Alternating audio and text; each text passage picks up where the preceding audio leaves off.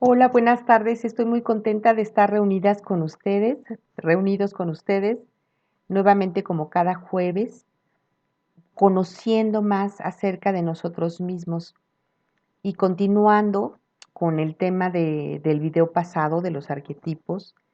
Habíamos quedado de que en esta ocasión íbamos a ahondar en el arquetipo de la sombra. Bueno, el arquetipo de la sombra, como decíamos, es aquello que soy pero que ignoro que soy o que no quiero ver que soy.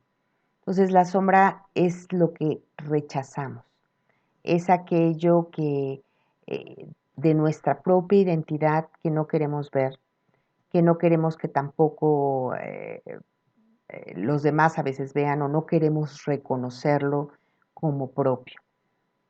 La sombra muchas veces se manifiesta a través de una búsqueda de control. O sea, lo que busca es controlar. Pero también a veces la sombra hace que se genere el descontrol. Bueno, ¿cómo se genera este descontrol? A través de expresiones de violencia, a través de expresiones exageradas ah, de, de buscar el sometimiento del otro, de buscar el total control de lo demás. Entonces, al buscar controlar, normalmente se tiende a dividir, a escindir. No hay una cuestión.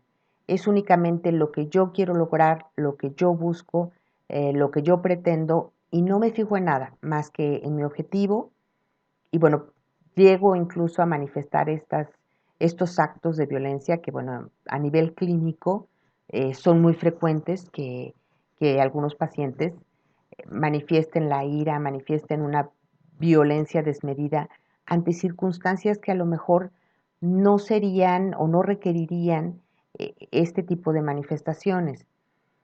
Si lo vemos desde el punto de vista de desarrollo de nuestra civilización, de desarrollo de nuestra sociedad, estas manifestaciones violentas se han dado de manera natural. ¿Por qué? Porque el ser humano ha tratado de imponer en las diferentes regiones, en los diferentes pueblos que se iban conquistando, su ideología, su religión, su política, la manera como quería que se realizaran las cosas. Y entonces, ¿cómo tenía que actuar? De manera controladora, de manera impulsiva, de manera violenta, sofocar cualquier intento de desobediencia, no pensar más que en lo que el objetivo que se tenía. Entonces, finalmente la sombra cumple un papel. Y dentro de nosotros, esas partes reprimidas, esas partes ocultas, están demandando que también las reconozcamos o las veamos.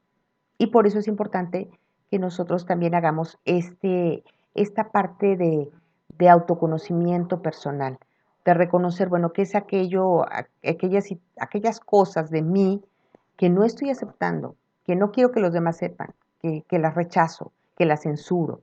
Porque en el momento que las reconocemos, ¿qué sucede? Al volverse parte de nosotros de una manera más consciente, podemos en un momento dado manejarlas y podemos convertirlas o transformarlas.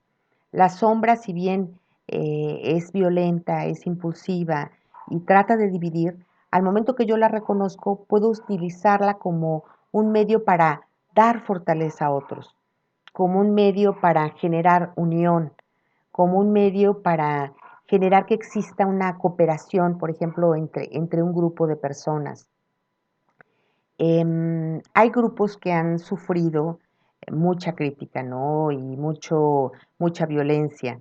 Si pensamos en todo este movimiento que se ha dado actualmente de las mujeres que dicen, bueno, no violencia, eh, sí el poder expresar, sí el poder decir, en su parte positiva o en su parte de eh, buena, porque también, bueno, hay grupos que se han ido a ciertos extremos, pero en su parte positiva lo que han hecho es cohesionarse, se han unido. ¿Para qué? Para manifestar un derecho que se tiene como ser humano, ¿no? El derecho a ser respetado, el derecho a no ser violentado, el derecho a ser valorado. Y toda esta parte ha hecho que sea algo bueno. y ha hecho que sea algo benéfico para las mujeres. Y aquí, ¿qué pasó? Bueno, esta parte de sombra se reconoce, se ve y se transforma. Y entonces, ¿qué hace? Cohesiona, une y va en busca de un resultado o de una situación más justa, más equitativa. También esta parte de la sombra, como decíamos, los arquetipos adquieren diferentes ropajes y la sombra también puede ser vista como la muerte. ¿Por qué como la muerte? Porque la muerte es aquello que nosotros no queremos ver.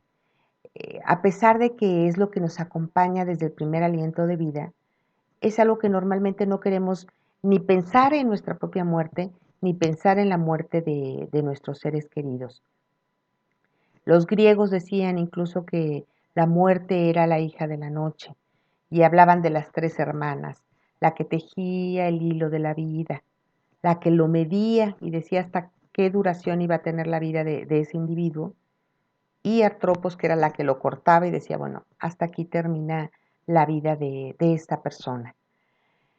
Pero incluso en la muerte, bueno, nosotros vemos que está una sociedad integrada cerca de la muerte, ¿no? El personaje principal es la persona que va a dejar este plano y bueno, en el momento en que va a dejar este plano pasa por diferentes momentos, ¿no? Se empieza la despedida cuando hay oportunidad, o sea, no hablamos del momento de un accidente, pero sí cuando una persona está enferma, pues muchas veces tiene la oportunidad de despedirse y se encuentra rodeada del grupo de personas queridas o de gente que lo apreciaba. Y bueno, después viene el duelo, ¿no?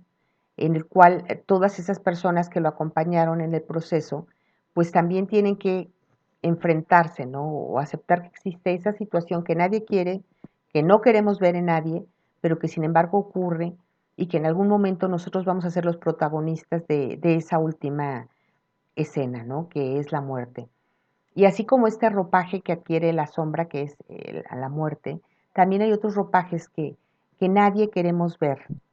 Uno podría ser la locura. El hecho de que alguien nos diga un día es que estás loco o estás loca, estás actuando como loca. En ese momento, eso es algo que nosotros no queremos ver, es algo que nosotros rechazamos. ¿Por qué? Porque la locura implica el no tener control de mis pensamientos o de lo que estoy viendo, de lo que estoy sintiendo. Y eso es algo que nosotros rechazamos, pero que sin embargo hay ciertas situaciones que, que desbordan a la persona y lo hacen en ese momento actuar de una manera impensable y que otras personas le digan, bueno, es que estás actuando como fuera de tus cabales, estás actuando como un loco. Entonces también la locura sería uno de los ropajes que puede asumir la sombra. Y de hecho, incluso las enfermedades, ¿no? Normalmente nosotros cualquier enfermedad no queremos verla ni aceptarla. Cuando se nos dice es que hay una predisposición en la familia, mira que la hipertensión, la diabetes o cualquier otra enfermedad, el cáncer, en ese momento normalmente nosotros queremos no ver esa realidad, ¿no? O dicen, no, bueno, en esta sociedad existe la tendencia a padecer este síntoma, tampoco queremos aceptarlos. Son cosas que realmente nosotros rechazamos. Eso sería a nivel externo, ¿no? A nivel fuera esta sería la sombra, ¿no? La parte sombra del colectivo. Ahorita que estamos viviendo esta situación con la pandemia, también es algo que muchas personas dicen es que no existe, no puede ser, no es real, no es parte de mi situación.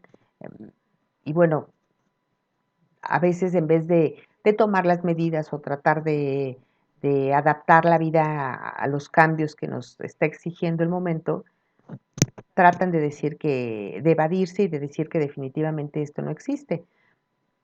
Y podrían, sin embargo, transformarlo en algo positivo y realizar acciones puntuales que lo ayuden a prevenir, ¿no? El poder contagiarse en estos momentos.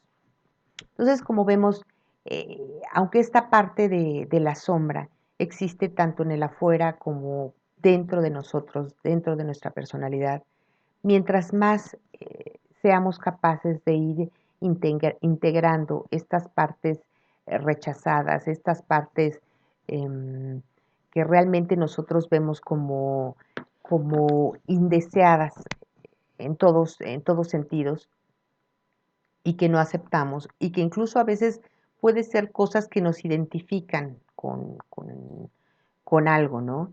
Hay gente que a lo mejor tiene una raíz dentro de cierta religión, dentro de cierta tradición, pero no quiere reconocerla y lo oculta. Y no quiere, y esta identidad le genera un conflicto, el pertenecer a esa etnia o a esa cultura o a esa ideología o religión, le hace sentirse malo y lo ve como una sombra en su vida y trata de que nadie se entere. Pero en la medida en que asimile, que bueno, a lo mejor formó parte de su historia, que a lo mejor fueron situaciones o cosas que tuvo que vivir y que lo vaya integrando, puede revertir este efecto de la sombra en su parte negativa y transformarlo. Y en vez de destruir, construir.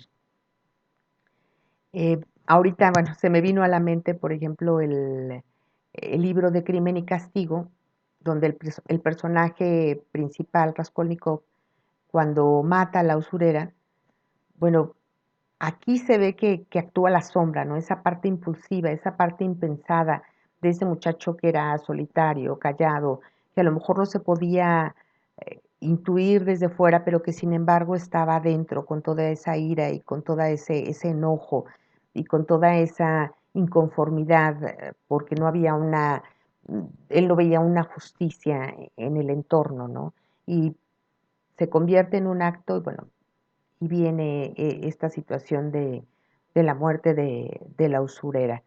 Y eso, bueno, no solamente lo vemos en una novela, no hace falta a lo mejor leer el libro, en los diarios, en las noticias, diario vemos este tipo de situaciones, pero en la medida en que vamos reconociendo, por eso digo de manera individual y también en el entorno, porque finalmente el arquetipo de la sombra forma parte de todo este inconsciente y colectivo que también lo tenemos introyectado entre nosotros, podemos ir transformando esta oscuridad sin que deje de ser por ello oscuridad, pero sí manifestarla de una manera diferente.